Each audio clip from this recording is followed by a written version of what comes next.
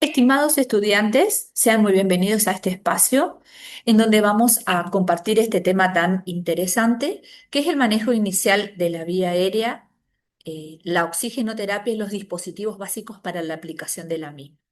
Soy la licenciada Diana Miqueri y conmigo van a compartir este espacio eh, en donde nos hemos fijado los siguientes objetivos.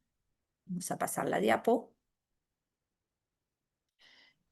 Que es conocer la evaluación inicial de la vía aérea, identificar los distintos dispositivos de oxigenoterapia y cómo iniciar la oxigenoterapia de una manera segura y con un criterio clínico claro. Eh, Cuando un paciente llega a un centro de salud, especialmente va a ser abordado en la emergencia o si entra a la unidad coronaria o a la unidad de terapia intensiva, según desde dónde es derivado, a estos distintos lugares de abordaje llamamos área crítica, sea la unidad de cuidados intensivos, la unidad de cuidados coronarios o la emergencia.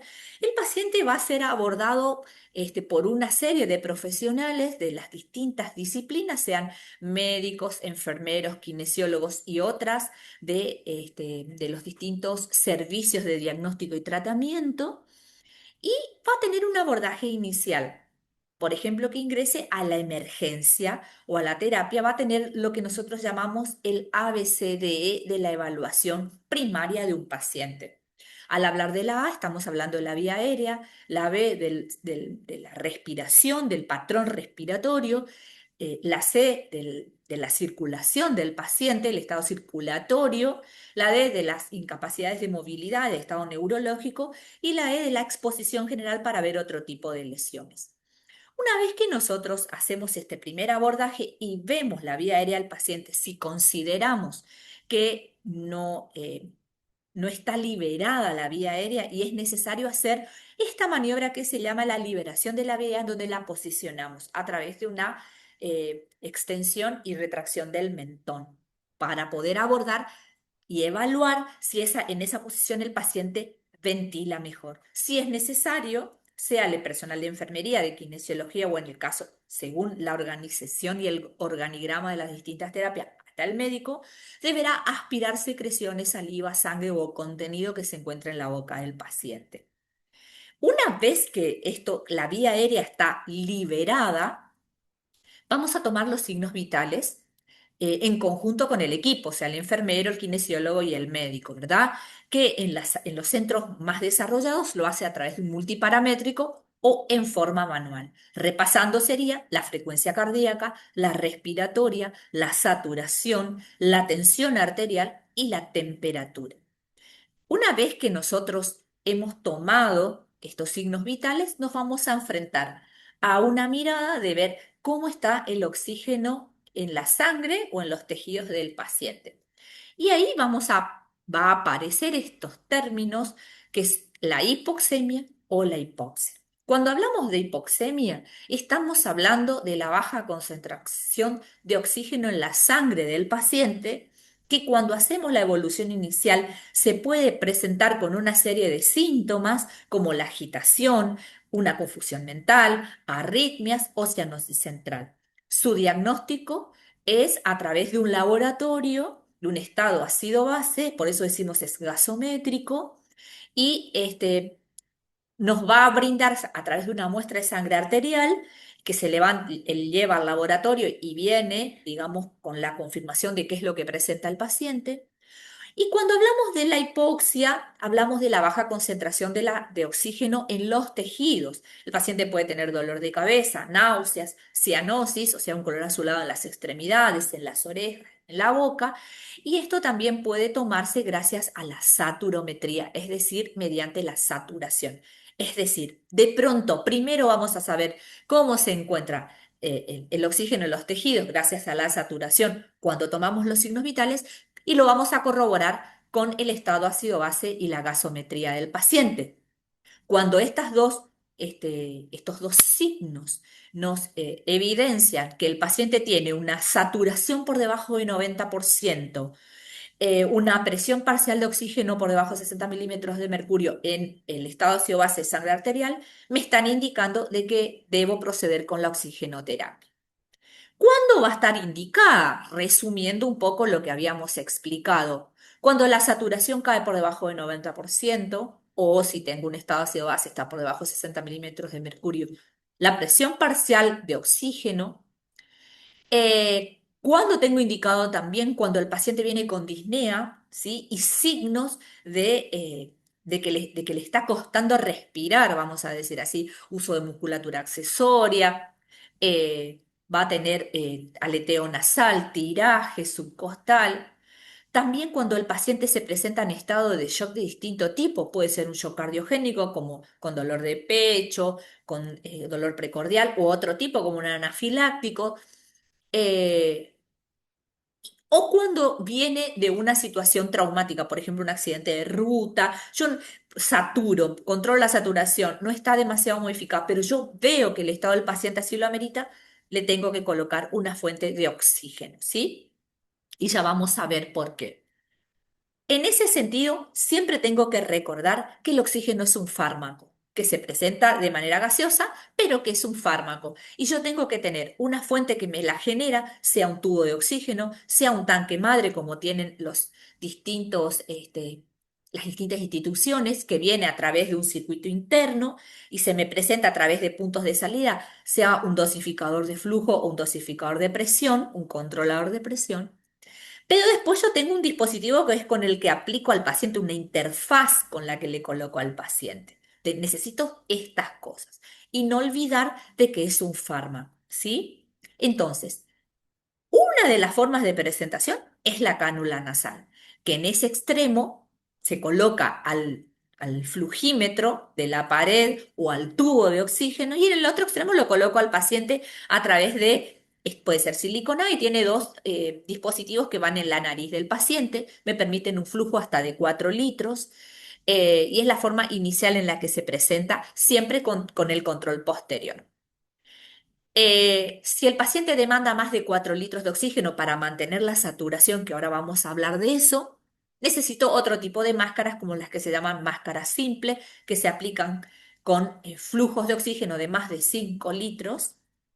Si la demanda sigue, se utiliza esto que se llama máscara simple con bolsa reservorio, que me permite llegar hasta 15 litros de oxígeno, que es la máxima capacidad que me permite la prestación de un dosificador de flujo de la pared o de un dosificador a través de un tubo o de otros tipos de dispositivos más específicos como las máscaras llamadas de tipo Venturi, que tienen, como vieron, distintos colores y tienen una indicación precisa porque me permiten una FIO2 conocida y segura. En los otros casos, la cánula, la máscara simple o la máscara con bolsa de reservorio tiene una FIO2 estimada, en donde yo la puedo calcular estimativamente sumándole 4 puntos por cada litro de oxígeno aplicado al 21%. Es decir, si yo le pongo una cánula a 1 litro, el aire ambiente que ventilamos es 21%, más 4 puntos por cada litro aplicado, más o menos rondaría 25% de fracción inspirada, pero es estimada y el rendimiento no es fijo, es variable, depende de cómo ventile el paciente. En el caso de las Venturi, tienen el dispositivo grabado en los distintos colores, qué flujo hay que poner y qué FIO2 me presta independientemente del patrón ventilatorio del paciente. ¿Qué voy a monitorear cuando yo le pongo al paciente? La saturación, ¿sí? La manera más no invasiva y directa que tengo con el control de signos vitales, la frecuencia respiratoria y el nivel de la conciencia. Y esta revaluación clínica tiene que ser continua, ¿sí? Seguida y seriada, no aislada, no una vez y ya puse el oxígeno, controlé y me fui y no volví a controlar, ¿sí? Lo hace el equipo, no solo el médico que va a indicar la oxigenoterapia, en donde va a indicar si se le pone con bigotera o con cánula nasal, con oxígeno de máscara o de bolsa reservorio o una Venturi, los controles, cómo se va a realizar, el personal de kinesiología aplicará y junto con el de enfermería monitoreará de una manera continua cómo se encuentra el paciente. ¿Qué tengo que controlar yo? Que el paciente que está recibiendo oxígeno sature entre 94 y 98%, aparte de la frecuencia respiratoria y el nivel de la conciencia. En el caso de los pacientes que tengan diagnósticos de POC, de enfermedad pulmonar obstructiva crónica, yo tengo que aplicar oxígeno hasta que el paciente sature entre 88 y 92%, que es la tarjeta de saturación para esos pacientes, ¿sí? Eso se debe registrar en la historia clínica del paciente, en la indicación médica, el control de enfermería y de kinesiología, en la evaluación de cómo va progresando el paciente. Resumiendo un poco todo lo que hablamos, tenemos que primero evaluar la respuesta del paciente cuando vemos si está consciente, si no está consciente, cómo llega. Luego, verificar la permeabilidad de la vía aérea, si la vía aérea él está ventilando, cómo se encuentra, está libre, no está obstruida. Aplicar la maniobra de la apertura que vimos al principio con la extensión y la retracción del mentón, liberar, si fuera el caso, con la aspiración de secreciones y asegurarnos eso, administrar el oxígeno según la saturación con el control que dijimos y conforme en los distintos dispositivos que tenemos y la indicación médica precisa. eh, y los controles posteriores y el monitoreo cerrado y reevaluar y escalar el soporte. Es decir, si yo ya llego a la máxima prestación con una máscara con bolsa de reservorio a 15 litros y el paciente no me mejora, ¿sí? Yo tengo que avisar, si soy kinesiólogo o enfermero, inmediatamente al médico y el médico deberá escalar el soporte. Es decir, este paciente ya necesitará otra instrumentación de la vía aérea para la aplicación de oxígeno o de ventilación mecánica porque su estado de salud o de la progresión de la enfermedad o la patología que lo trajo a la emergencia o a la unidad de terapia intensiva así lo requiere. Bueno, esta presentación no presenta ningún tipo de conflictos de interés y es importante, muy importante como para cerrar, que el reconocimiento del compromiso de la vía aérea, esa valoración inicial es sumamente importante para poder aplicar oportunamente la oxigenoterapia, porque es una intervención simple y sencilla que se hace de entrada en el abordaje del paciente y esto puede salvar vidas porque previene un deterioro clínico que puede ir crecientemente apareciendo en el paciente y recordar siempre que la hipoxemia compromete la vida del paciente, la hipoxemia o la hipoxia según qué es lo que yo vaya a controlar. Bueno, a modo de conclusión, pensar siempre primero en la vía aérea, por eso es la primera letra del abordaje inicial del paciente. Hay que oxigenar precozmente cuando haya hipoxemia o hipoxia, sea que lo controle con un estado ácido base o con una saturometría y reevaluar continuamente al paciente rescalando las intervenciones si la gravedad del paciente así lo demanda, teniendo siempre presente que la intervención temprana salva vidas.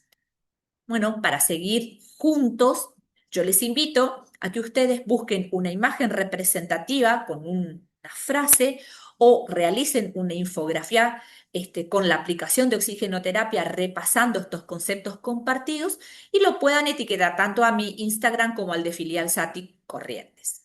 Muchas gracias. Nos seguimos viendo en el aula.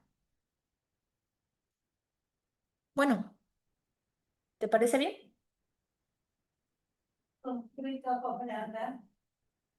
Final para